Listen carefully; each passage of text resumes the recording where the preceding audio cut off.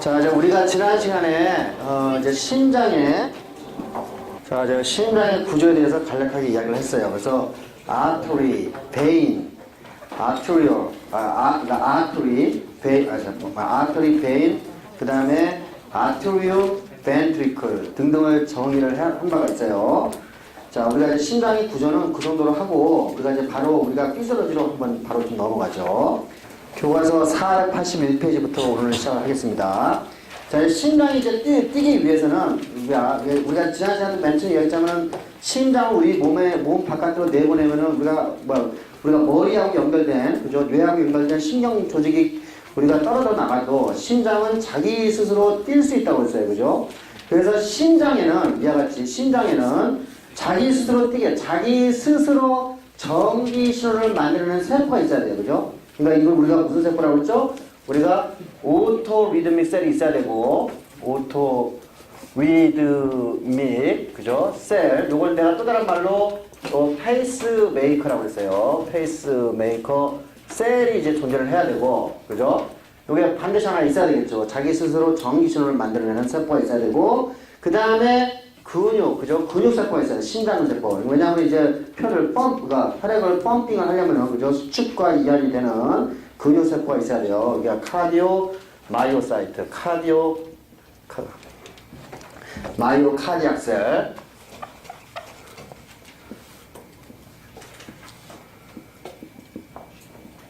자, 이와 같이, 그죠? 우리가 심장세포는 이와 같이 전기 신호를 만들어내는 세포와 그 다음에 수축과 이완을 할 수 있는 마이오카디악셀 두 개로 나눠진다는 걸 여러분이 상식적으로 생각할 수가 있어요. 그죠? 자, 그러면 이제 여기서 뭐냐면 우리가 심장을 이해를 하려면은, 그죠? 여기서 전기 신호를, 오토리드믹셀에서 전기 신호를 어떻게 만드는가를 이해를 해야 될 테고, 두 번째는 이 전기 신호를 만들어가지고 마이오카디악셀이 어떻게 수축하고 이완하는지를 이해를 하면 돼요. 그죠? 자, 그러니까 우리가 마이오카디악셀이 이제 수축하고 이완하는 거는 아마도 우리가 스켈레탈 머슬에서 일어나는 일과 매우 흡사할 거라고 생각하고 있어요. 왜 그러죠? 우리가 스켈레탈 머슬과 카디악셀은, 그 마이오카디악셀은 일단 준무늬를 갖고 있고, 사코미아라는, 그죠? 준무늬를 갖고 있기 때문에 아마 칼슘이 필요하게 될 때고, 그러면 트로폰이나 트로폰 마이오신, 그죠? 액틴 마이오신, 크로스 브릿지 등등이, 그죠? 공유하는 것들이 상당히 있을 거라고 여러분이 추측할 수가 있어요. 그죠? 우리가 이제 일정 부분은 어느 정도 좀 이렇게 스켈레탈 머슬과 비슷할 것이다.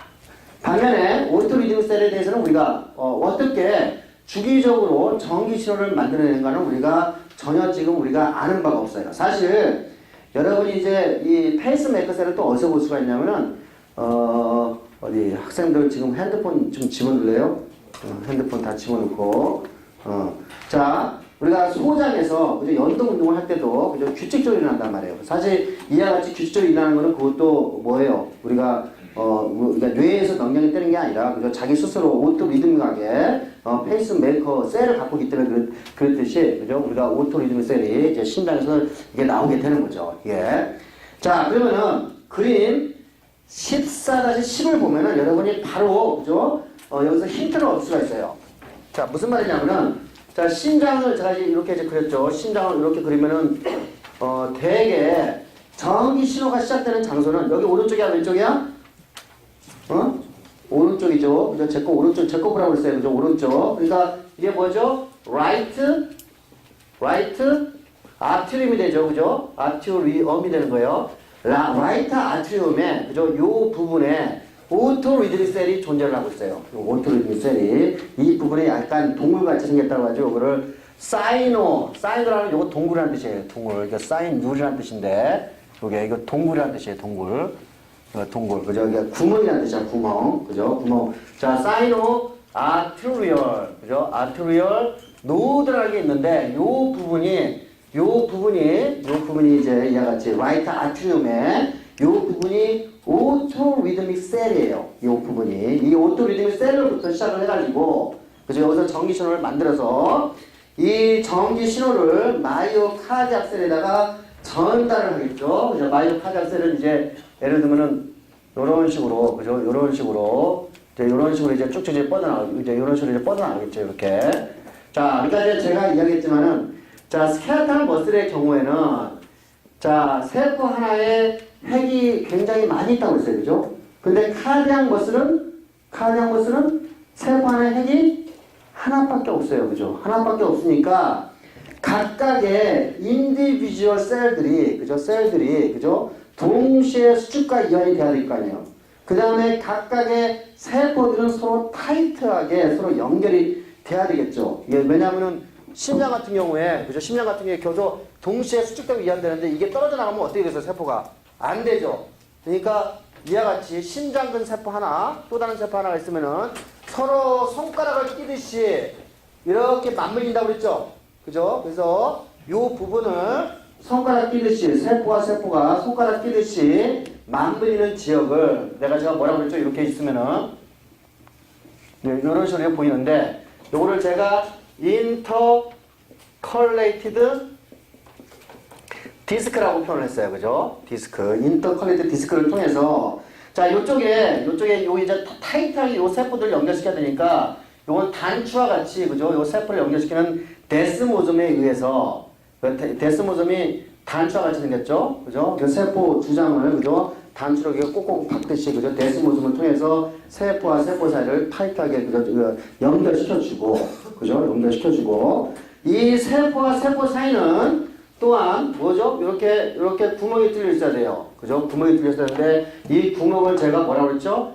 갭 정션이라고 했어요. 갭 정션. 그죠? 갭 정션을 통해서 자, 아이온들이 들락달락 할 수가 있겠죠. 그죠? 여기서 칼슘이라든지 이런 아이온들이 들락달락 하면서 모든 마이오카디아 셀들은 그죠? 동시에 전기 신호를 주고받을 수가 있게 되겠죠. 그래서 동시에 근육이 그죠? 카디악 머슬들이 뭐죠? 동시에 수축하고 이완될 수가 있는 거예요. 자, 그림 14-10을 보면은 자, 여기는 이제 마이오카디악 셀을 보여주고 있죠. A번. 이게 심장에서 이제 벤트리클의 마이오카디악 셀 한 부분을 짜서 보니까 그죠? 자, 이 세포가 우리가 사코미아가 잘 발달돼 있어. 자, 그 다음에 세포와 세포 연결시켜주는 부분은 우리가 인터컬레이티드 디스크라고 표현이 돼 있죠. 그죠? 왜 스펠링이 잘못됐네. 예. 인터컬레이티드 디스크라고 표현이 돼 있죠. 인터컬레이티드 디스크가 보이고, 그 다음에 여기에 인터컬레이티드 디스크에 제가 이미 이야기한 대로, 그죠? 여러 종류의 여러 개의 데스모드가 갭 정션을 통해서 서로 세포와 세포 사이가 연결된다. 그러니까 전기 신호를 공유한다라는 것을 배웠어요.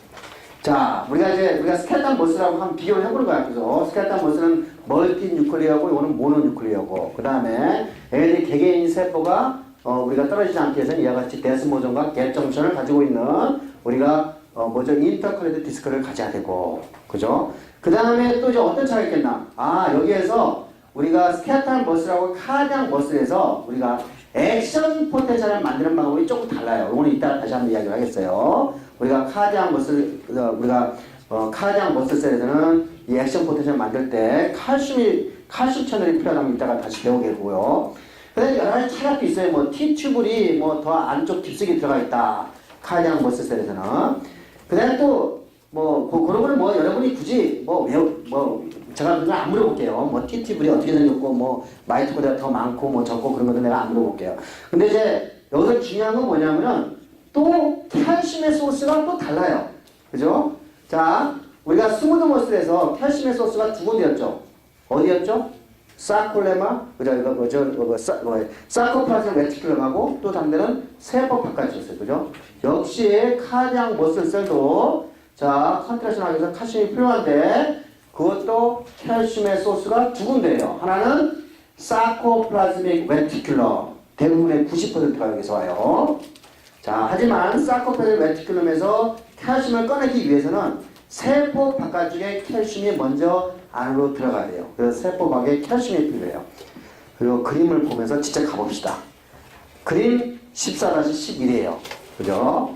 자, 일단은 여기에서 전기신호가 왔어. 전기신호가 지금 어떻게 만들어지는지 이따가 배울 거예요. 자, 오토리디미터에서 전기신호가 와가지고 여기서 이제 전기신호가 전달되면서 거기서부터 이제 우리가 이제 액션 포텐셜이 시작이 될 거예요. 그죠? 그러면 자, 액션 포텐셜이 시작이 되고 액션 포텐셜에 의해서 칼슘이 이 안에 들어오면서 이제 근육이 수축이 되기 시작할 텐데 자, 스켈레톤 모스가 똑같이 T튜브를 갖고 있겠죠. 그림 14-11을 보세요. 자, 1번. 자, 오토리드메스에서 온 전기 신호를 받았어. 그죠? 받았어요. 그러면 액션 포텐셜을 시작하게 돼. 우리 아직 여기서 우리가 액션 포텐셜, 카디악 머슬에서 어떻게 액션 포텐셜 하는지 아직 안 배웠어. 아직. 스켈레톤 머슬랑 좀 달라요. 자, 그러면 액션 포텐셜에 왔어. 자, 1번. 그죠? 그러면 자, 액션 포텐셜을 오게 되면 이제 디폴라이제이션이 될 거 아니야? 그러면 요거를 읽는, 그죠? 디폴라이제이션을 읽는, 뭐죠? 볼티지 게이트 칼슘 채널이 액티베이션이 돼요. 2번 다 보고 있어요? 그죠? 볼티지 게이트 칼슘 채널이 액티베이션이 돼요. 그러면은 세포 바깥쪽에 있는 칼슘이, 그죠? T축으로 있는 거예요, 지금. 칼슘이, 세포 바깥쪽에 있는 칼슘이 세포 안으로 들어오게 돼요. 그죠? 들어오게 돼요. 이때, 이 칼슘은 어디에 작동하냐면은, 그죠? 사코플라즘 레티큘럼에 존재하는 라이노다인 리셉터. 우리 라이노다인 리셉터 이미 배웠어요. 어디서? 스켈레톤 머슬에서. 그죠? 거기는 메카니컬리, 그죠? T튜브에 있는 놈하고 연결되어 있잖아요. DHP 리셉터하고 메카니컬리 연결되어 있었는데, 여기에 지금 카디악 머슬셀에서는 이 라이노다인 리셉터, 칼슘 채널이 뭐에 의해서 열리죠? 소량의 칼슘에 의해서 열리죠. 그죠? 그러니까 뭐예요? 요거는 칼슘 인듀스 칼슘 릴리즈가 되죠.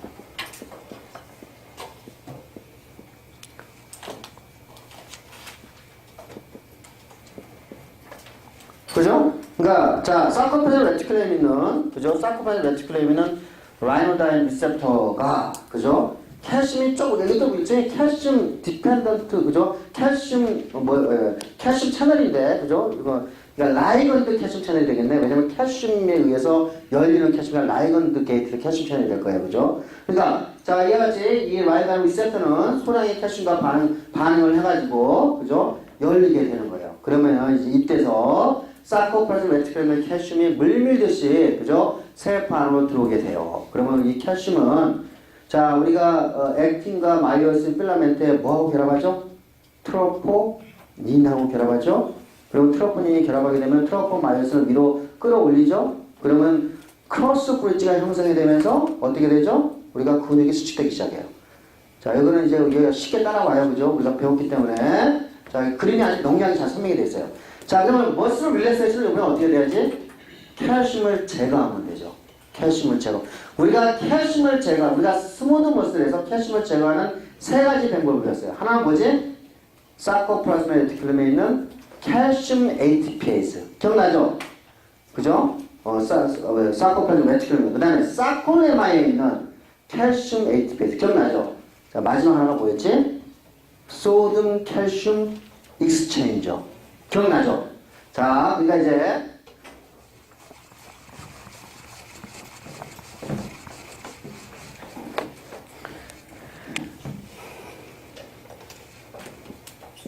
우리가 교석에서 반복적으로 보게 된단 말이에요. 교석에서. 요게 사클레마야. 자, 요거 사클레마인데 여기는 지금 카디악셀이에요. 카디악셀. 카디악셀은 스무드 모셀과 달리 칼슘 ATPase가 여기가 작동을 해요. 여기서. 자, 이건 똑같아요. 이건 스켈레톤 머슬도 똑같이, 스켈레톤 머슬도 똑같이 갖고 있죠. 그죠? 스무드 머슬도 갖고 카디악 머슬도 갖고 있어요.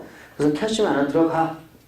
그 다음에 스무드 머슬은 여기에 사클레마에 칼슘 ATPase가 있었는데 여기는 없어요. 여기는 없고 대신에, 그죠? 대신에 소듐이 안으로 들어오면서 요 힘을 이용해서 요 바깥쪽으로 요렇게 칼슘을 가게 하죠. 그죠? 요걸 소듐 칼슘 이스체인저라고 써요. 소듐 칼슘 이스체인저라고 그러죠?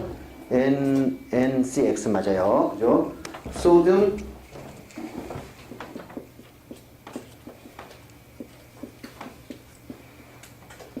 그래서 요거를 이제 NCX, 요거 X는 익스체인지에서의 약자예요. NCX라고 이야기를 하는데, 자, 요게 NA 플러스가 교속에서 바깥쪽에 있어야 되기 때문에, 요게 NA 플러스는 이렇게 해가지고 펌핑이 돼야 되죠. 요 K 플러스 안으로 집어넣고 그래서 이게 소듐, 포타슘, 펌프하고 같이 연결이 돼야 돼요. 그죠? 그래서 예를 들면은 여러분이 여러 가지 이유로 소듐, 포타슘, 펌프를 억제시키는 약이 우리가 나중에 또 한번 배워요. 디지톤이라는 약이 있는데, 요 약을 하나 배우게 돼요. 이게 어떤 드럭이 있으면은, 그죠? 드럭이 소듐, 포타슘, 펌프를 만약에 억제를 시킨다고 그러면은, 그럼 어떻게 되겠어요?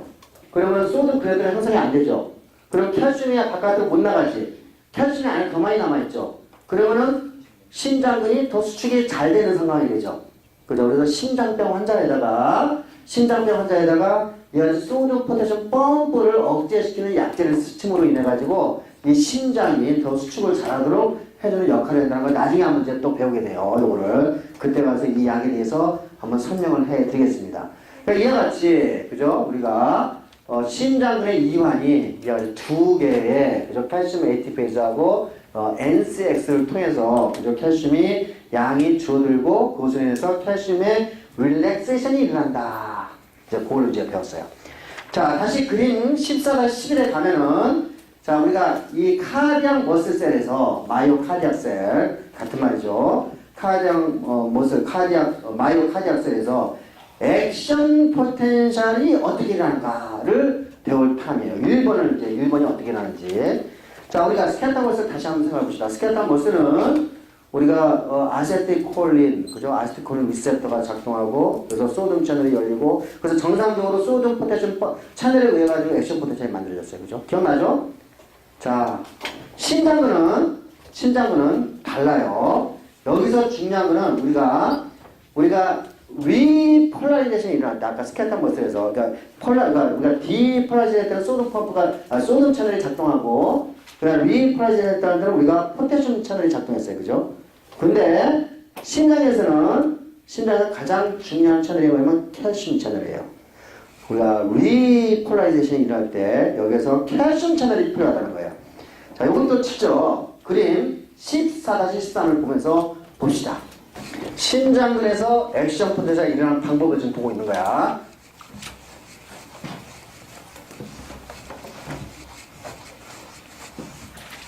자, 첫 번째 똑같아. 자, 우리가 레스팅 포텐셜을 갖는 거는 모든 세포에서 공동적으로 갖고 있어요. 여기서는 이제 마이너스 90mV에서 시작을 해요. 자, 그러면 우리가 이제 오토리즘의 셀에서 이제 전기 신호가 왔어. 그러면은 이제 볼티지 게이트드 소듐 채널이 열리면서 자, 소듐 채널이 열리면 어떻게 되죠? 우리가 이제 이거 다시 한번 생각해 볼까요? 이렇게 소듐은 바깥쪽에 많고 여기 칼슘도 여기 바깥쪽에 많아요. 이게 포타슘은 안쪽에 많고 이렇게. 자, 그러면 소듐 채널이 열리죠. 열리면은 자, 이게 Na 플러스가 안으로 들어오니까 안쪽에 플러스가 되죠. 이게 디폴라이제이션이 있나요? 그죠? 소듐 채널이 오픈된 거예요. 요건 자, 똑같아. 소듐 채널이 오픈돼 있어. 자, 그러면 여기서 그죠? 우리가 여기에서는 보통 여기서 플러스 20mV까지 올라가는데 이 상태에서는 볼티지 게이티드 소듐 채널이 닫히고 일반적으로 볼티지 게이티드 포타슘 채널이 열려서 우리가 리폴라이제이션이라는 것이 뉴런이나 우리가 스켈레탈 머슬에서 일어나는 일이에요. 똑같이 여기에서도 마찬가지로 여기에 패스트 포타슘 채널이 그죠? 포타슘 채널이 열려요. 그래서 이와 같이 그죠? 리폴라이제이션 일부분이 진행이 되다가 한 이 정도 가게 되면은 요게 패스트 포타슘 채널이 살짝 좀 닫혀요. 그러니까 여기서 이제 완전히 그러니까 많이 오픈이 됐다가 그죠? little bit closed 그죠? 이게 좀 닫히게 돼요. 그러니까 이게 약간 그죠? 완전히 닫히지 않고 약간 닫혀요. 그죠? 약간 닫히게 되면은 그리고 여기서는 또 뭐가 되냐면 칼슘 채널이 오픈돼요. 칼슘 채널이 동시에 우리가 패스트 칼슘 포타슘 채널이 약간 닫히고 그죠? 칼슘 채널이 오픈이 돼요. 자, 그러면 어떻게 되죠? 자, 포타슘은 나가고 칼슘은 들어가고 들어가고 쌤 차지가 이 안에 있는 포텐셜이 변해요 안 변해요? 안 변하죠. 그죠? 그럼 어떻게 됐어요? 이게 오랜 시간 동안 이렇게 유지가 되는 거죠. 그렇죠? 자, 이게 이따가 이게 생략도로 굉장히 중요한 효과를 가지게 돼요. 자, 그러다가 이제 어느 시간이 되면은 이때 자, 요번에 이제 슬로우 포테슘 채널이 오픈되고 그 다음에 이 칼슘 볼티지 게이티드 칼슘 채널은 닫히게 돼요. 그죠? 닫히게 돼요. 그러면 어떻게 됐어요? 그러면은 포테슘이 나가게 되니까 리폴라리제이션이 이렇게 일어나겠죠. 됐어요? 그죠? 자, 요것이 카디악 머슬셀이 카디악 머슬이 갖고 있는 액션 포텐셜이에요. 그렇죠? 그래서 여기서는 지금 우리가 생각해야 될 게 모든 채널이 NA, 볼티지 게이티드 NA 플러스 채널 첫 번째, 두 번째, 패스트 맨 처음에 작동하는 포테슘 채널, 그죠? 패스트 포테슘 채널. 세 번째, 칼슘 채널. 칼슘 채널 때문에, 그죠? 요것 때문에 여기에서 그죠? 디폴라이제이션 되는 리폴라이제이션 되는 과정에서 이게 플레이트, 그죠? 이게 이와 같이 이게 마루 형태로 이렇게 형성을 하게 되는 거죠. 오랫동안. 그 다음에 네 번째는 슬로우 포테슘 채널이 작동을 함으로 인해 가지고 그죠? 이와 같은 형태의 액션 포텐셜을 가지게 돼요. 예. 그림 14-13이 그걸 잘 설명해 주고 있어요. 그래서 이거는 제가 이거 다시 한번 반복은 안 하겠습니다. 예. 그래서 이제 이와 같은 형태를 갖게 되는데, 자, 우리가 보통 액션 포텐셜 같은 경우에는 우리가 2ms로 끝나버려요. 여기서, 스켈레탈 머슬, 그죠? 스켈레탈 머슬의 경우에는 올라갔다 내려간단 말이에요. 요게 한 2ms에서 끝나본단 말이에요. 그런데, 이와 같이, 여기 이제 심장에서는 여기에서 여기까지 한 번 일어날 때, 그죠? 요거는 상당한 오랫동안의 시간이 필요해요. 여기 얼마 됐나? 한 400ms 정도 돼 있나요? 한 250, 거의 한 300, 400 정도 되네요. 400ms. 400ms 정도가 있어야지 이와 같이 액션 포텐셜이 완성이 돼요. 다시 말해서 400ms까지 될 때까지, 그죠? 두 번째 액션 포텐셜이 올 수 있다? 못 온다는 거예요. 그죠? 그러니까 400ms까지 refractory period가 400ms는 된다. 그죠? 그러면 refractory period 동안 400ms까지 두 번째 액션 포텐셜이 왔을 때 이 심장근 세포가 그러니까 컨트랙션 할 수 있다 없다? 컨트랙션이 안 된다. 그죠? 자, 여러분의 스켈레탈 머슬의 경우에는 자, 그림 14-14를 보세요. 자, 스켈레탈 머슬의 경우에는 우리가 액션 포텐셜이 한 번 때리면은 한 번의 컨트랙션, 한 번의 릴렉세이션. 우리가 뭐라고 했지? 트위치라고 했어요. 트위치. 그죠? 트위치가 일어나는데 이 트위치는 보통 한 몇 밀리세컨 정도 됐나요, 여기에? 요것도 한 100ms 정도 보이네요. 그죠? 100ms. 그런데 여기서 지금 액션 포텐셜 빨간 걸로 칠해준 거 A4 보세요. A4. 자, 빨간 걸로 액션 포텐셜인데 10ms 정도 이제 되어 있는데, 자, 10ms이 끝나고 두 번째 액션 포텐셜이 또 올 수 있죠? 그죠? 그러면은 오른쪽으로 가봅시다. 그죠? 두 번째 때리고, 세 번째 때리고, 네 번째 때리면 어떻게 되지? 서메이션이 일어나지. 서메이션. 우리 배웠죠? 서메이션. 서메이션이 일어나면서 근육이 최대로 힘을 가지게 되는 테타누스가 일어나죠. 그죠? 테타누스가 일어나요. 이렇게 테타누스. 그죠? 자, 근육을 이렇게 여러분이 연기 같은 거 할 때 이렇게 최대로 지금 짜는 테타누스가 일어나요. 모든 근육세포가 지금 다 수축이 되어 있는 거지. 심장에서 만약에 테타누스가 일어나면은 어떻게 되지? 피가 안 돌겠지. 펌핑이 안 되는 거지. 그지? 밀기만 하고, 그죠? 수축만 하고. 이거 테타누스가 일어나면 안 돼요. 심장에서는. 자, 그래서 심장은 당연히 테타누스를 방어해야 돼. 자, 방지해야 돼. 그를 방지하는 것이 뭐냐? 칼슘 채널이죠. 칼슘 채널이, 그죠? 열림으로 인해서 포테슘이 나가는 거를 상세에서 이와 같이, 그죠? 플레이트를 형성하는 것이 뭐라고? 칼슘 채널인 거예요. 그러니까 리프렉터리 피리어드를 길게 하게 되고, 이 기간 동안 자, 심장근 세포는 수축이 되고 이완이 되고, 그죠? 원트위치가 일어나겠죠. 그죠? 다시 말해서 이 심장근의 그죠? 액션 포텐셜과 심장근의 트위치 기간은 1차죠. 그죠? 자, 이 사이에 액션 포텐셜이 일어날 수 있다? 액션 포텐셜이 일어나지 못하죠. 여기에서만 일어날 수 있죠. 그죠? 그러니까 다시 말해서 심장근의 액션 포텐셜과 트위치가 일어나는 건 동시에, 그죠? 우리가 일어날 수가 있겠죠. 그림 14-14에 C번을 보세요. 그죠? 빨간색은 카디악 머슬 파이버, 카디악 머슬 셀의 액션 포텐셜을 보여주고 있고, 그 다음에 자 여기 파란색은 그죠? 우리가 트위치를 보여주고 있어요.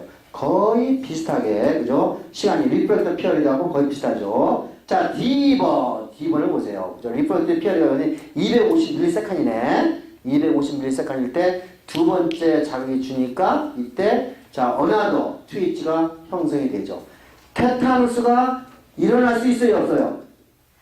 일어날 수가 없죠. 그죠? 자, 테타누스가 일어날 수 없는 이유는 이와 같이 심장근 세포에 있는 칼슘 채널의 역량이다 라는 것을 알겠죠. 자, 다시 우리가 그림 14-10을 가요. 자, 이제 1번 해결했죠. 1번 액션 포텐셜, 카디악 머슬의 액션 포텐셜을 해결했어요. 그러면 이제 오토 리드믹 셀에서 그죠? 어떻게 그리고 주기적으로 전기 신호가 일어나는지를 이해를만 하면은 우리가 심장이 뛰는 원리를 이해하게 돼요. 그림 14-15로 갑시다. 오토 리드믹 셀에서의 액션 포텐셜이에요.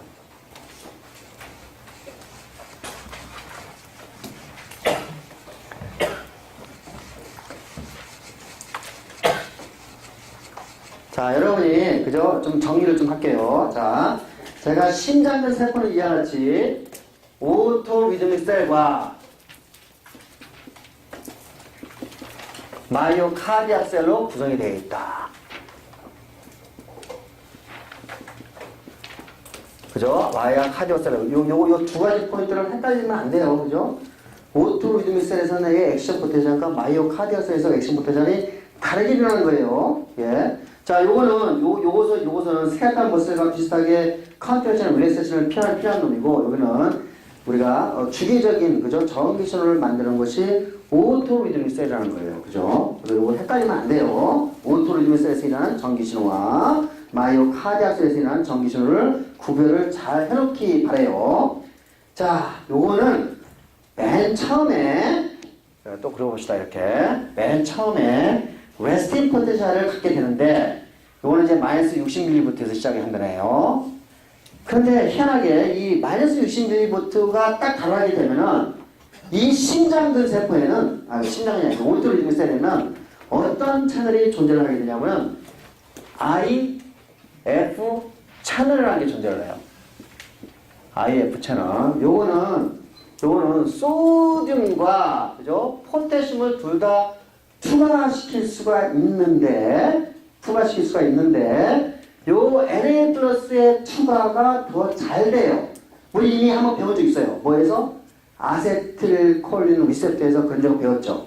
그때 아세틸콜린 리셉터의 경우에는 그죠? 콜리전 리셉터 뭐였지? 니코티닉 콜리전 리셉터에서는 소듐의 투과율이 그죠? 포타슘의 투과보다 10배가 높기 때문에 제가 포타슘을 무시하라고 그랬죠. 근데 여기서는 그 정도까지는 아니고 한 Na 플러스가 K 플러스의 투과율에 비해서 한 2배 정도 높다고 생각합시다. 약간 더 높아요. 그러면은 세포가 이렇게 있으면은 그죠? Na 플러스가 2개 나갈 때 그죠? K 플러스가 하나 들어가면은 원래 Na 플러스만 있으면은 가파르게 리폴라이제이션이 일어날 거 아니야. 그런데 K 플러스가 또 들어오니까 그죠? 약간 상승가 되죠. 그러니까 뭐예요? 디폴라리제이션이 천천히 일어나겠지. 천천히. 맞아요? 천천히 일어나지. 그죠? 자, 이 IF 채널은 기존에 존재하고 있는 소듐 채널과 포타슘 채널과 사뭇 달라. 그리고 잘 이해를 못하겠어. 이 비해거를. 그래서 맨 처음에, 요거를, 그죠? 맨 처음에, 잘 이해를 못해가지고, 참 재밌는 채널이다. 머리 아픈 채널이다 가지고, 뻔히 아이온 채널 해가지고, 이렇게 IF라는 이름을 붙였던 거예요. 맨 처음에는. 그래서 요거 이제, 이름이 재밌잖아요. 그죠? 그래서 IF 채널이라고 여전히 쓰고 있어요. 조금 더 이제 복잡한 단어는 뭐냐면은, 요 채널의 이름으로, 우리가 이제 다른 이제 이름을 또 하나 이제 부여를 받고 있는데, 요거는 HCM 채널이라고 해요. 자, 요거는 뭐냐면은, 하이퍼 폴라리제이션, 사이클링 뉴클레오타이드,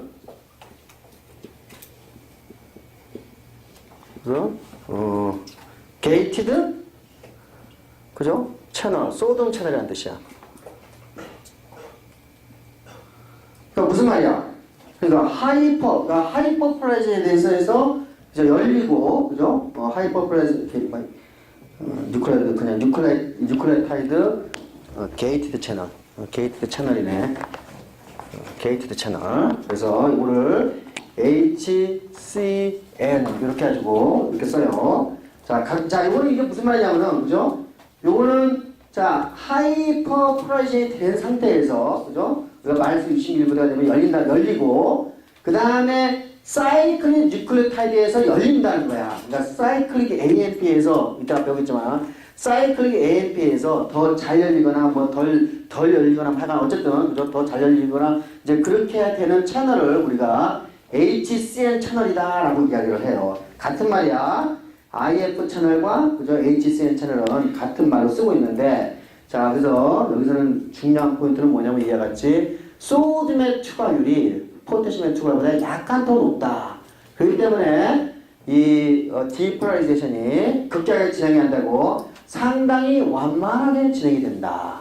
그죠? 그래서 여기서는 뭐예요? 소듐의 추가율이 K보다 높기 때문에 디폴라리제이션이 일어나고 한 이 정도 가면은 이제 여기서 또 이제 볼티지 게이트 칼슘 채널이 열리게 돼요.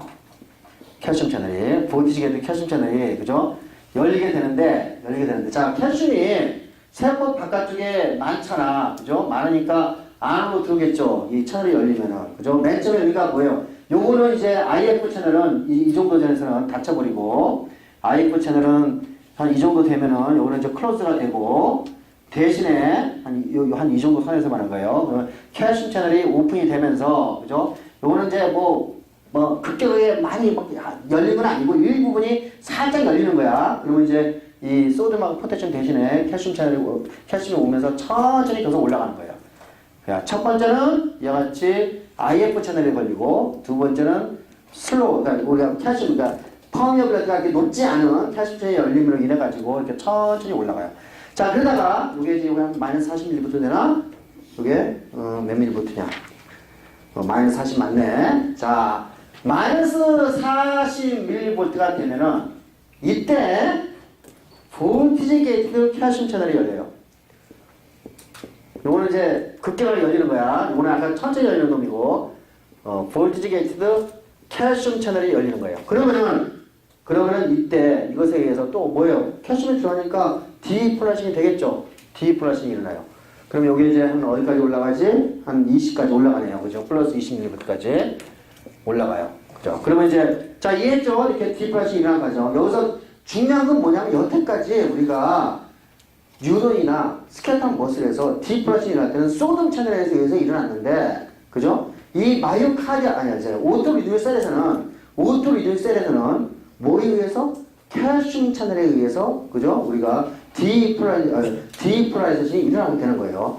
그 다음에, 그죠? 여기서 이제, 그 다음에 여기에서는 뭐죠? 볼티지 게이티드, 그죠? 여기 이제 여기 당연히 칼슘 채널이 여기서 닫히고, 칼슘 채널 닫혀요.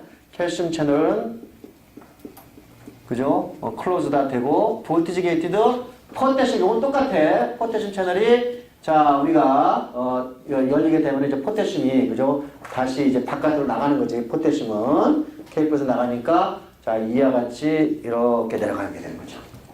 그렇죠. 자, 그 다음에 또 이제, 마이너스 60ml가 되면 이번에, 그죠? IF 채널이 열리고, 그 다음에 칼슘 채널이 열리고, 다시 칼슘 채널이 또 열려서, 이런 식으로 끊임없이, 이렇게 반복해서, 그죠? 반복해서 일어나게 되는 거예요. 이걸 이제 페이스메이커, 그죠? 페이스메이커가 되는 거죠. 그래서 이와 같이 그죠? 액션 포텐셜이 오토리듬에서 이와 같은 방법으로 일어나게 되는 거예요. 그림 14-15회, 그죠?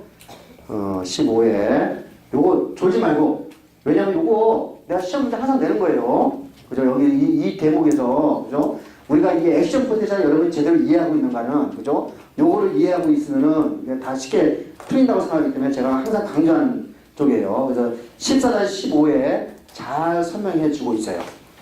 자, 다시 한번 정리를 해봅시다. 오토리듬셀, 그러니까 심장에는 이와 같이 오토리듬셀과 마이오카디엑셀이 있다. 요거는 수축과 이완하는 거고 오토리듬에서는 전기 신호를 만드는 곳이다. 자, 오토리듬에서 전기 신호를 만들기 위해서는 자, 우리가 IF 채널이 필요한데 이 IF 채널은 소등의 투과율이 포텐셜 투과가 높기 때문에 그죠? 왔다 갔다 하면 그렇기 때문에 천천히 디폴라이션이 일어나고 그 다음에 이쪽 부분에서는 칼슘 채널이 살짝 열리기 때문에 디폴라이션이 일어나게 돼요. 그 다음에 자, 소금 채널 대신에 볼티지 게이트 칼슘 채널이 열려서 완전히 디폴라이션이 일어나게 되고 그 다음에 여기에서는 볼티지 게이트 포텐셜 채널에 의해서 다시 리폴라이션이 일어난다. 됐어요?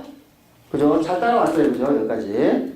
자, 그러면은 내가 이제 파이트와 플라이트 레스폰스를 다시 한번 가보죠. 우리 참 끈질기게 파이트와 플라이트 반응을 계속 따라오죠. 앞으로도 계속 따라다닐 거예요. 자, 여러분 파이트와 플라이트 레스폰스에서 가장 눈에 띄는 반응이 뭐였지? 심장이었죠. 그죠? 깡패를 만나면 어떻게 된다고? 그 가슴이 두근두근 하다가 쿵쾅쿵쾅쿵쾅 뛰잖아요. 맞아요? 그 여러분 쉬고 있을 때는 심장이 쿵쾅 쿵쾅 쿵쾅 뛰죠. 속도가 달라지죠. 심장이. 자, 이제 여러분 깡패를 만나면은 그죠? 우리가 그죠? 에피네프린 아마 이제 교감신경과 작동해서 에피네프린이 심장으로 연결되고 뭐죠? 교감신경과 심장으로 연결돼가지고 노르에피네프린 죄송합니다. 노르에피네프린이 나오고 여러분이 스트레스를 받으면은 그죠? 우리가 뭐 하여간 파이트와 플라이트 레스폰스에서 어디 아드레날 글란드에 가서 에피네프린이 나오게 되죠. 그리고 에피네프린이 혈액을 타가지고 심장으로 가게 되죠. 그리고 심장에 오토 리드믹 셀에 이제 다가오게 되죠. 오게 되죠. 자, 그러니까 에피네프린과 노르에피네프린은 여러분이 요곳에 요게 이렇게 지금 정상적으로 이렇게 지금 이게 가고 있는데 요거를 훨씬 단축시킬 거라고 생각하시겠지. 맞아요? 단축시킬 거라고 생각하고 그 다음에 여러분이 지금 제 강의를 들으면 졸립잖아. 그 졸립다는 얘기는 지금 여러분이 파이트와 플라이트 레스폰스가 아니고 그지? 지금 레스팅 그죠? 쉬고 있는 상태잖아. 그러니까 여러분의 부교감 신경계가 심장으로 연결되면서 거기서 어떠한 뉴로트랜스미터가 나오죠? 아세틸콜린이라는 아세틸콜린이 나오지. 그러면 아세틸콜린은 어떻게 해서 요거를 요 주기를 증가시키는 방향으로 가겠죠. 그죠? 자, 그러면은 요거를 이제 시그널하고 연결해서 또 이제 가야 돼.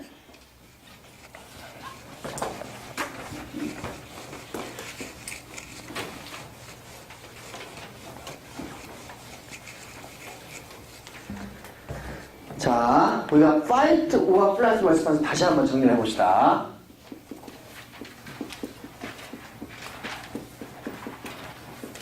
이렇게 여러 번을 이야기하는데도 이걸 못 따라가면서 그러면 안 되겠지? 자, fight or flight response에서 자, 우리가 교감신경계 sympathetic 뉴런이 그죠? 작동해서 이 sympathetic 뉴런에 그죠? 뉴런의 두 번째 sympathetic 뉴런 여기에서 뭐가 나온다고? 우리가 노르에피네프린 죄송합니다. 노르에피네프린이 나오고 그죠? 노르에피네프린이 나오고 어디 심장으로 연결되는 거야 이거는 심장에 그죠? 심장에서 심장으로 가는 심파센 뉴런에서 노르에피네프린이 나오고 그 다음에 그죠? 우리가 아드리날 글랑드에서는 뭐가 나오죠? 에피네프린이 나오죠. 그래서 이 에피네프린과 노르에피네프린은 이제 심장에 오토 리드믹 셀에 작동을 해서 그죠? 오토 리드믹 셀에 작동을 해서 그죠? 심장 박동수를 증가시킬 거예요. 자, 심장 박동수를 증가시키는 방법은 자, 노르에피네프린과 에피네프린이 왔다. 그러면은 만약에 요게 IF 채널을 그죠? 활성화시킨다고 가정해 봅시다. IF 채널을. 그러면은 자, 우리가 요게 그죠? 그러면은 IF 채널을 활성화시키면은 NA 플러스하고 K 플러스가 거기서 들었다라 하면서 그죠? 예를 들면 요게 이제 이렇게 NA 플러스가 두 개 나오고 K 플러스가 이렇게 하나가 나왔는데 맨 초기에는 근데 요게 노르에피네프린이나 에피네프린이 그죠? 요게 IF 채널에 작동을 하게 되면은 더 활성화가 되지. 그러면은 NA 플러스가 4개가 되고 여기 K 플러스가 2개가 나가죠. 아까는 2 빼기 하면 하나밖에, 플러스 차지가 하나밖에 안 나갔는데, 이게 되면 여기서 플러스 차지가 2개 나가잖아요. 그죠? 그리고 어떻게 됐어요? 디폴라리제이션이 더 빨리 일어난다는 얘기죠. 맞아요? 맞아요? 그러니까, 자, 이와 같이, 그죠? 노르에피네프린과 에피네프린이 이렇게 형성이 되게 되고, 그래서 이것이, 그죠? 오토 리드믹 셀에 작동을 해서, 오토 리드믹 셀에, 그죠? 자, 작동하는데 이제 다시 보겠다. 이게 오토 리드믹 셀이야. 오토 리드믹 셀이야. 셀에 작동을 해서, 자, 우리가, 자, 노르에피네프린과 에피네프린이 다 왔어. 그냥 노르에피네프린과 에피네프린이 왔어. 그러면은, 요게 리셉터가 GPCR이지. 그죠? 여기서는 베타1 리셉터예요. 베타1 리셉터. 자, 그러면 여기서는 GS가, 우리가 베타가 GS로 작동하는 걸 알고 있거든요. 그러면은 여기서 아데닐릴 사이클레이즈가 작동해서, 그죠? 사이클레이즈가 작동해서, 그래서 ATP로부터 사이클릭 AMP를 만들어내는 걸 알고 있지. 근데, 자, 여기서 IF 채널이 있어요. IF 채널. 자, 아까 제가 IF 채널의 또 다른 이름이 뭐라고 했지? HCN이라고 했어. 우리가 하이퍼플라이즈는 이미 알고 있어. C는 뭐였지? 사이클링 뉴클리오타이드 게이트이죠. 그죠? 그러니까 요것이 여기에 작동해서 요거를 액티베이션 시키는 거예요. 그럼 어떻게 됐어요? 더 많은 Na 플러스가 들어오고 더 많은 K 플러스가 밖으로 나가면서, 그죠? 어떻게 됐어요? 안쪽에 더 폴라리제이션이 더, 그러니까 이것을 위해 가지고, 그죠? 디폴라리제이션이 강화가 되겠죠. 디폴라리제이션이 훨씬 더 잘 일어나게 되는 거죠. 자, 그러면은, 그죠? 그러면은, 아까 여기서 그렸던 거에다가, 그죠? 이 IF 채널이 하게 되면 이와 같이 더 빠르게 디폴라리제이션이 일어나죠. 그죠? 그 다음에 여기는 똑같아요. 이건 변함없으니까. 디폴라리제이션이 더 잘 일어난단 말이야. 그럼 어떻게 되겠어? 더, 어때요? 리듬이 더 빨라지게 되는 거죠. 이해하셨어요? 그죠? 이해하셨어요? 자, 그림 14-16이 그것을 보여주고 있어요. 14-16이. 요걸 내가 설명한 거를 그대로 반영을 하고 있는 거예요. 자, 이번에는 여러분이 지금 졸리고 그러니까 지금 이제 아세틸콜린이 막 이제 방출이 되고 있는 거야. 쉬고 있으니까. 이제 아세틸콜린이 가고. 여러분 제가 지금 강의하는 도중에 심장이 막 바람을 뛰지는 않을 거 아니야. 그지? 심장이 천천히 뛰고 있단 말이야. 그러니까 여러분은 정상적으로지만 아세틸콜린이 분비가 되고 있는 거야. 그죠? 아세틸콜린도 역시 아세틸콜린 봅시다, 이제. 아세틸콜린. 우리가 여태까지 배운 걸 총 정리하는 거야, 지금. 요거를 시그널하고 연결해가지고.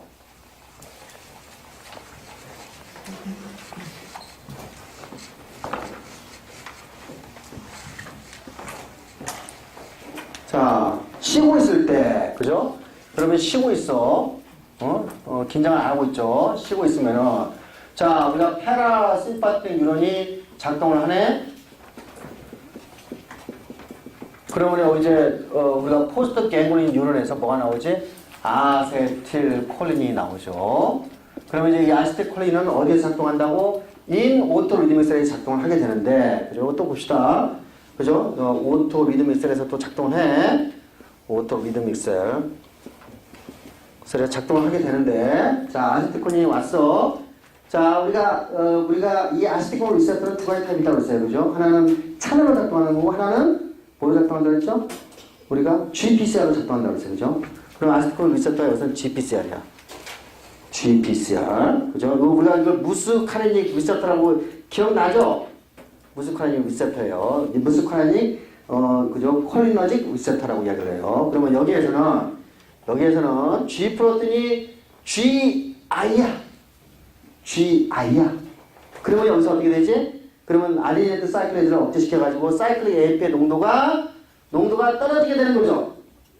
그죠? 떨어지게 되는 거예요. 그러면 이때 사이클릭 AMP가 없게 되면은 아까 사이클릭 AMP가 많아서 IF 채널을 액티베이션 시켰잖아요. 그죠? 자, 여기 이제 없게 되면은 여기서는 자, 아마도 이제 여기에 IF 채널에 작동을 해서 아까 사이클릭 AMP를 오늘 활성화시켰는데 요 활성화시켜놓은 NA 플러스 가지고 K 플러스 2가 되게 높아졌단 말이야. 근데 요게 이제 이 사이클릭 AMP가 없어지게 되면은 예를 들면 추가율이 이 정도 됐다 그러면은 요 추가율이 떨어지게 돼요. 떨어지게 돼요. 2i. 그러니까 Na 플러스가 K 플러스가 상대적으로 더 많이 바깥으로 나가게 된다는 거예요. 그러면 어떻게 되죠? 2i 떨어진다는 얘기는, 그죠? 자, 우리가 여기서 다시 봅시다. 여기서. 우리가 Na 플러스가 만약에, 그죠? 여기 3개가 나오고, 예를 들면 정상 제곱해서 K 플러스가, 죄송합니다. 요거 누가 지적을 했었어야지.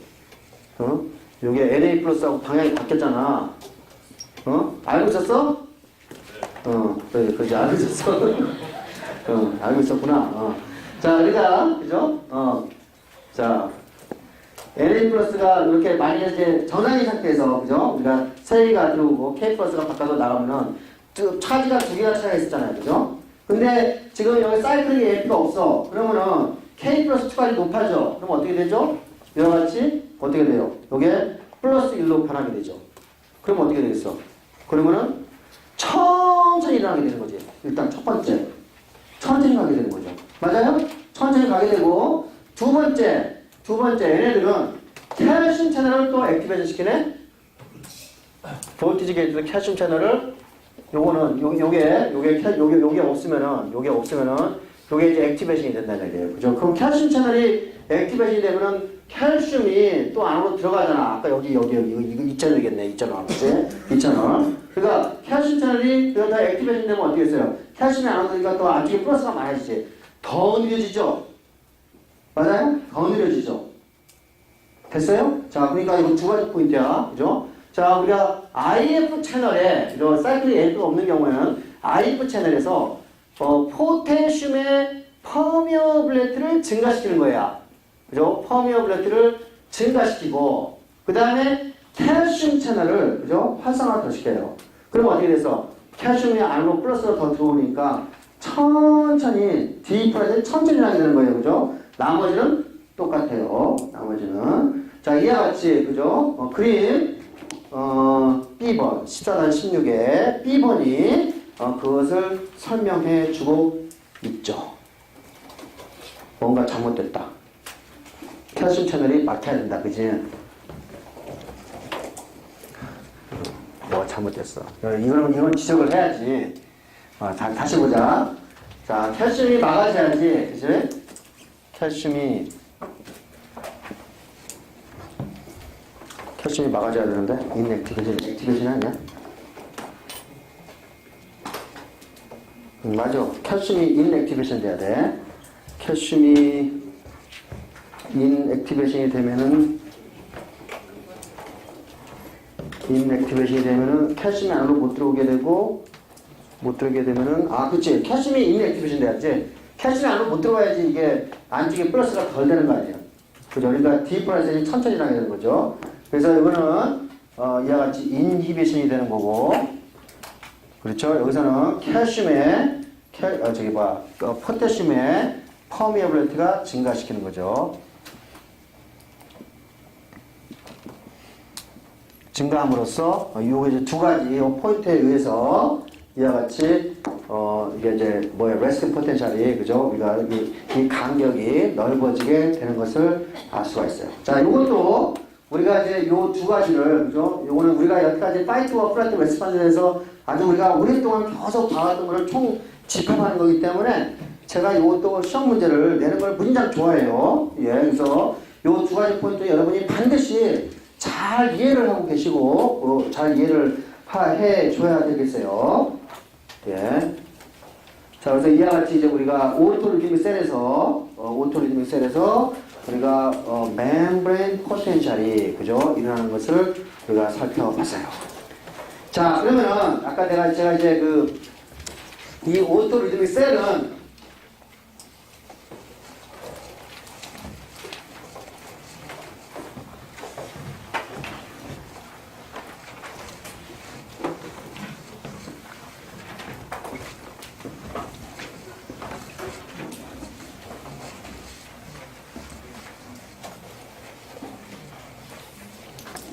자, 이 오토리드믹 셀은 그러니까 심장에, 그죠? 심장에 아트리움, 그죠? 라이트 아트리움에서 시작을 한다고 그랬어요. 예. 오토리드믹 셀. 내가 이 부분을 사이노 아트리움은 아트리얼 노드라고 그래요. 아트리얼 노드라고 그래요. 요 부분이 오토 리드믹 셀이라고 했어요. 자, 이 오토 리드믹 셀에서 나오는 전기 신호는, 그죠? 이 밑에 있는 마이오카디아 셀로 전달이 되면서 요 윗부분부터 아래쪽으로 짜게 될 거예요. 그죠? 아트리움은 이게 짜게 되는 거예요.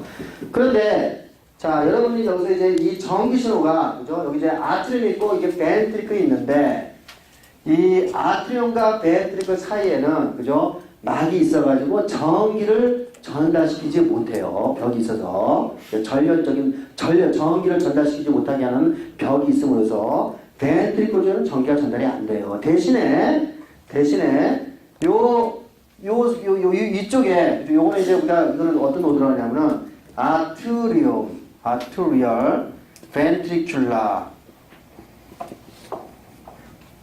노드라는 게 있는데 이걸 이제 우리가 AV 노드라고 해요. 그래서 자, 이 전기 신호는 여기서 직접 요거는 아까 SA 노드예요. SA 노드.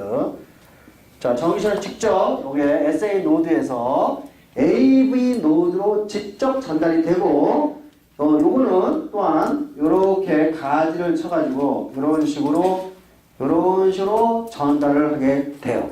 예. 그래서 그림 14-18에 그걸 보여주고 있는데, 그래서 요거를 AV 노드라고 보고 요 부분을 AV 번들.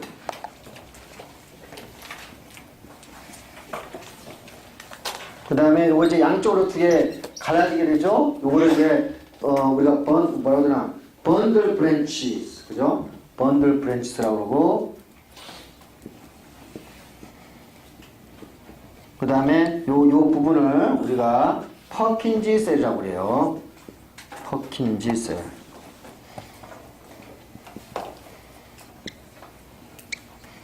자, 이제 전기 신호가, 그죠? 자, 다시 한번 SA 노드, 오토리드셀에서 전기 신호가 발생해서 여기에 마이오카디아 셀을 일단 전달을 해.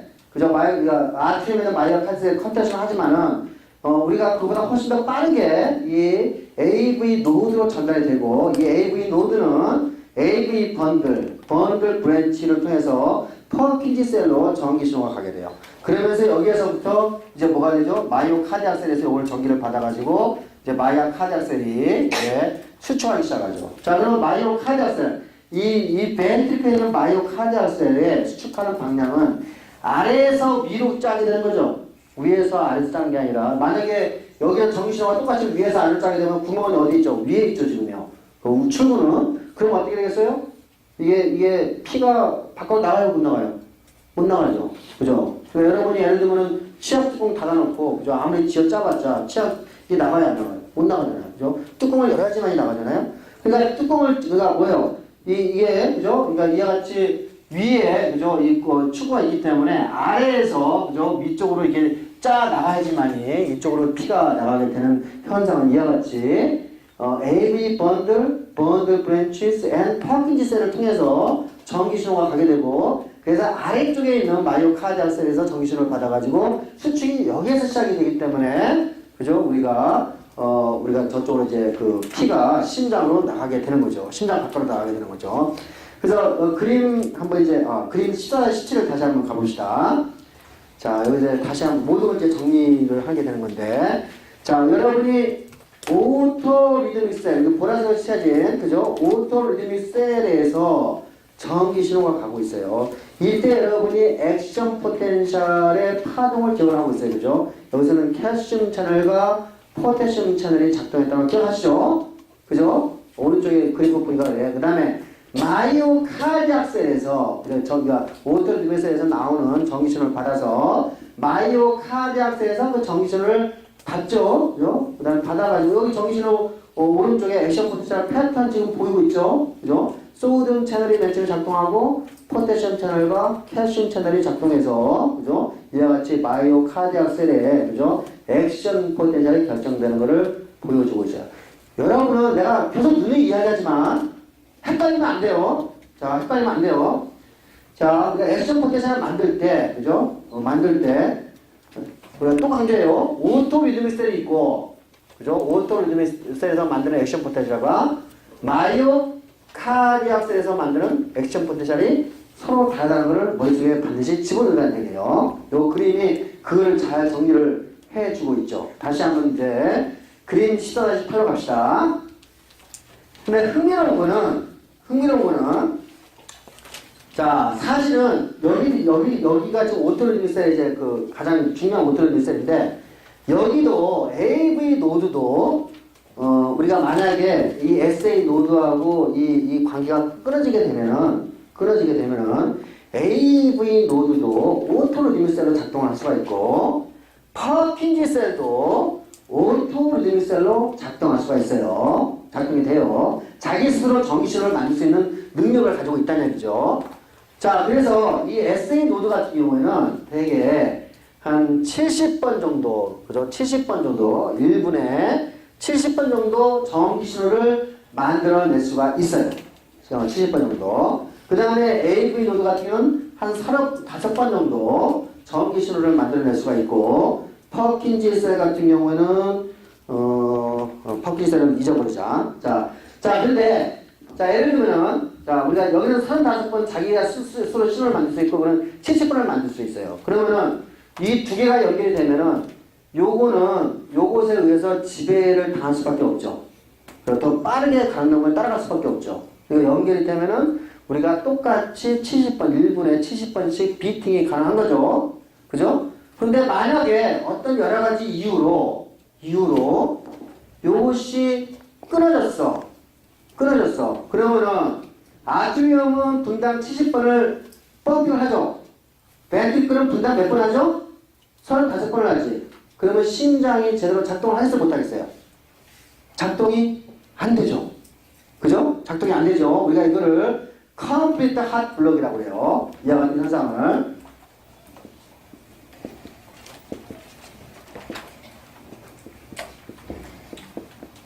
컴플리트 핫 블럭이라고 해요. 그래서 우리가 요거를 막기 위해서는 어떻게 하냐면은 우리가 심장에 그죠? 우리가 페이스메이커를 외부에서 배터리로 충전된 페이스메이커 디바이스, 그죠? 페이스메이커 전기 신호를 분당 70번을 줄 수 있는 장치를, 그죠?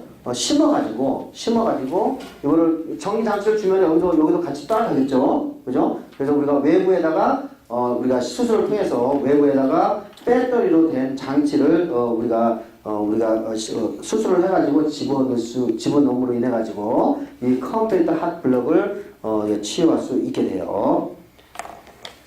자, 졸려요? 자, 여러분이 이 심장, 이쪽은 지금 우리가 여러분이 좀 괴롭지만은, 그죠? 이런 식으로 이제 따라갈 수밖에 없어요. 자, 그 다음에 이제 실제로 이제 여러분이 이제 병원에 가가지고 심장이 제대로 뛰고 있는가 그렇지 않은가를 간단하게 테스트할 수 있어요. 청진기 말고, 그죠? 청진기 말고 간단하게 테스트를 할 수 있는데, 자, 생각해봅시다. 이 심장에서 오토 리드믹 셀에서 전기 신호가 와가지고 마이오카디아 셀에서 전기 신호가 끊임없이 발생을 하고 있죠. 그죠? 전기 신호가. 자, 우리가 전기 신호가 아까 마이너스 60mV에서 20mV, 그러니까 플러스 20mV, 한 80mV 차이의 전기 신호가 노즐에서 꾸준히 지금, 끊임없이 지금 나오고 있죠. 전기 신호가. 자, 우리가 전기 신호를 피부에다가 연결시키면 이 전기 신호를 읽을 수가 있겠죠. 왜냐하면 우리 몸은 소프트로 되어 있기 때문에 전기가 아주 잘 통과를 할 거 아니에요. 그죠? 그러니까 심장에서 뛰는 이 전기 신호를, 그죠? 우리가 팔, 다리 좀 연결시켜 놓으면은 심장에서 흐르고, 이온들이 흐르고, 우리가 결국은 팔이나 다리까지 그게 전달이 되기 때문에 우리가 읽을 수 있을 거라고 생각이 되죠. 그죠? 그래서 심장이 뛰는 속도, 심장이 어떻게 뛰는가를 볼 수 있는 것을 일렉트로카디오그램이라고 그래요.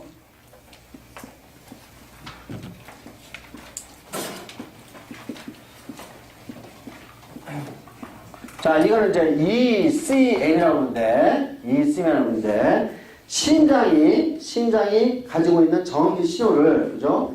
우리가 전극을 팔 다리에다 붙임으로 인해 가지고 뭐 가슴 주변에 여러 군데 붙일 수 있어. 그죠? 붙여가지고 우리가 그 전기 신호의 차이를 우리가 읽는, 그죠? 우리가 그 장치를 읽는 방법을 electrocardiograms, 그죠? ECM이라고 해요. 자, 그림 14-19를 보세요. 자, 여기에 양쪽 팔에 플러스 마이너스 하나 붙이고, 자, 우리가 도관 1, 그죠? 도관, 자, 라이트 하면은 마이너스 전극을, 레프트 하면은 플러스 전극을 붙였어. 이게 도관 1, 그죠? 도관 2는 어디에요? 팔과, 그죠? 오른쪽 팔과 왼쪽 다리를 붙였고, 도관 3은, 그죠? 왼쪽 팔과 오른쪽 다리를 붙였어요. 자, 이게 여러분이 여기서는 지금 일단 도관 1만, 그죠? 1만, 그죠? 우리가 생각을 해보자 이거예요. 도관 1만. 이렇게 양쪽 팔에다가 여기에 플러스 마이너스를 든 걸 달아놓으면 심장에서 나오는 전기 신호를 볼 수 있는데, 우리가 양쪽 팔을 넘어가면서 우리가 아까 이제 여기서는 심장에서는 플러스 마이너스 한 80mV의, 그죠? 80mV의 차이를 우리가 액션 코드에서 볼 수가 있었는데, 요거는 이제 우리 팔 다리로 가면서 희석이 되겠죠. 그죠? 희석이 되면서 아마도 플러스 뭐 마이너스 한 1mV 정도의 차이로 약화될 거예요. 하지만 그걸 우리가 읽을 수 있는 장치가 있는 거야. 그죠? 장치가 있는 거예요. 그래서, 그죠? 그래서 그림 14-19에 지금 오른쪽 왼쪽 도관을 붙여놓고, 그죠? 여기에서 전기 신호가 발생하는 것을 읽는 것을 우리가 일렉트로카디오그램이라고 했는데, 실제로 읽어보니까 그림 14-20을 보세요. 이와 같은 파형을 갖게 된 것을 알게 됐어요.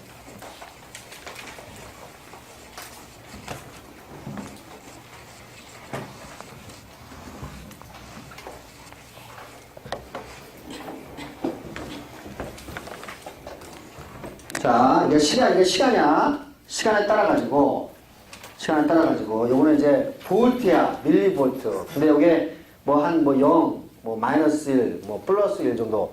굉장히, 그죠? 작은 양의, 그죠? 전압이죠.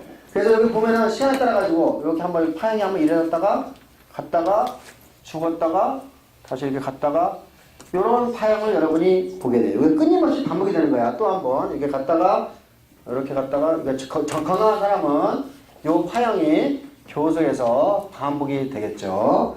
그래서 우리가 요거를 이제 이 파형을 보고, 그죠? 요 파형의 이름은 이제 뭐가 되나?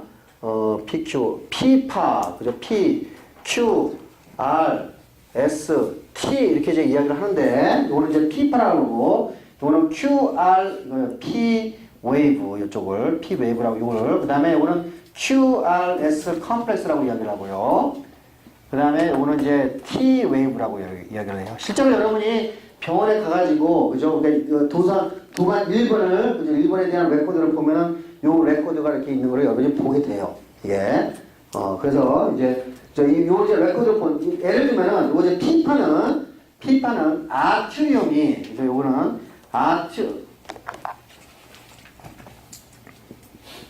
아트리움이 컨트랙션 되는 것을 반영하고 있어요. 아트리움이 컨트랙션, 그러니까 우리가 아트리움이 컨트랙션 되는 걸 반영하고 있고, 그 다음에 여기 QRS 같은 경우는, QRS, 여기까지, 요거는 벤트리클이, 그죠? 벤트리클이, 컨트랙션 되는 것을 반영하고 있어요. 컨트랙션 되는 것을. 그 다음에 여기 이제 T 같은 경우는, 요거는 이제 벤트리클의 릴렉세이션, 이게 되겠죠? 특히 이제 벤트리클이 우리가 리폴라이즈 되는 가는 것을 반영하고 있어요. 이렇게.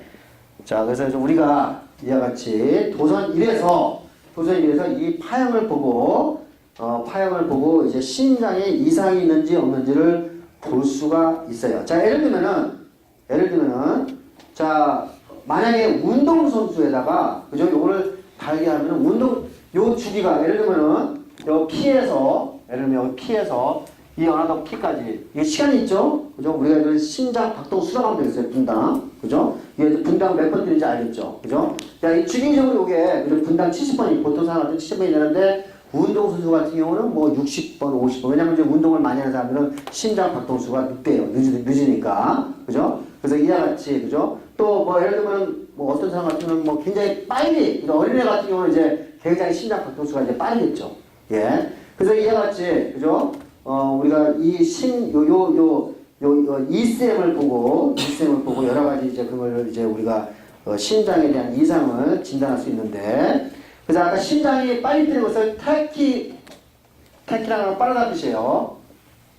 태키카디아라고 그러고, 카디아. 그 다음에 심장이 느리게 뛰는 것을 브레키카디아. 이런 것들을 이제 우리가 읽을 수 있다는 얘기죠.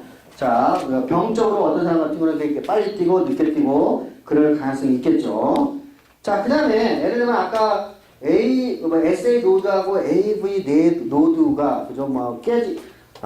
깨지게 된다. 연결이 이제 잘 안 되게 되면은 이 PQRS 그다음 T 요 파형에 P는 항상 QRS 앞에 있어야 되고 T는 요 QRS 뒤에 이제 T가 있어야 되는데 이게 막 뒤집어질 수도 나올 수 있겠죠. 이레귤러하게. 그죠? 파형이, 그죠? 요게 뒤집어질 수도 있고, 그 다음에 요게 어떨 때는 빨랐다가 어떨 때는 늦었다가, 그죠? 하여간 이 간격도 차이가 나고 막 그러면 어때서 심장 박동에 대한 정상적인 심장 박동이 잘 안 되고 있다는 것을 여러분이 이런 것들을 볼 수가 있겠죠. 한번 직접 한번 봅시다. 자, 그림 14-23을 보세요. 자, 여기 보면은, 저 위쪽이, 그죠? 여기는 피파, 알파, 노멀 리스지네, 그죠? 노멀 리스지가 A번에 보이고, B번에 보니까 P가 QRS 앞에 P가 두 번이나 있네? 맞아요? 그죠? PRS가 뭐예요? 이거는 이제 뭐가 심장 이상이 있다는 거죠. 그죠? 그 다음에 C번 같은 경우는 지금 P파도 안 보이고, 그죠? T파도 안 보이죠? 그죠? 이것도 굉장히 크게 문제가 있다는 거고, D번 같은 경우는 아예 그냥 우리가 이런 패턴 자체가 아직 안 보여버리죠? 그죠? 그래서 이와 같이 이런 우리가 이 카디오, 우리가 ECM을 이제 읽음으로 인해가지고 여러 가지 심장에 대한 이상을 진단할 수 있어요. 여기까지만 내가 이야기를 해드리겠습니다. 자, 그림 41-21에 보면은, 자,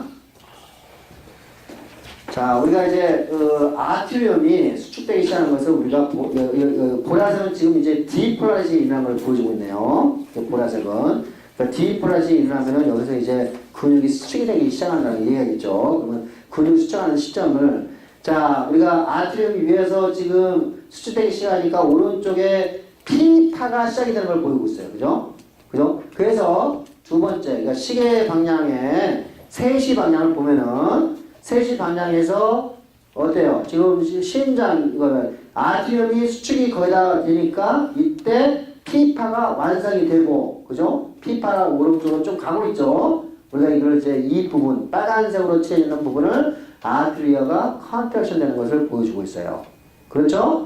자, 그 다음에, 이 전기 신호가 지금 AV 노드를 따라가지고, 그죠? 브랜치로 가는 시점, 이때 Q가 지금 나오게 되고, 퍼킨지 셀로 갈 때, 시계 방향, 몇 시 방향이지? 5시 방향, 그죠? 5시 방향을 보니까, 어때요?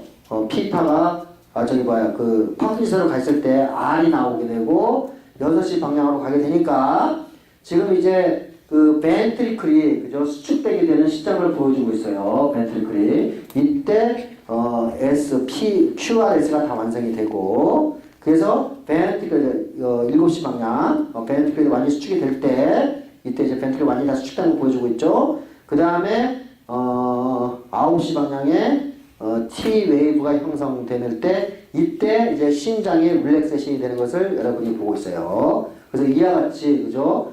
우리가 PQRST를 통해서 일렉트로 카디오그램을 통해 가지고 이와 같이 심장의 이상 유무를 알 수가 있다. 그죠? 오늘 그 정도까지만 이야기를 하면 될 것 같아요. 자, 그래서 다음 오늘 여기까지만 이야기를 하겠습니다.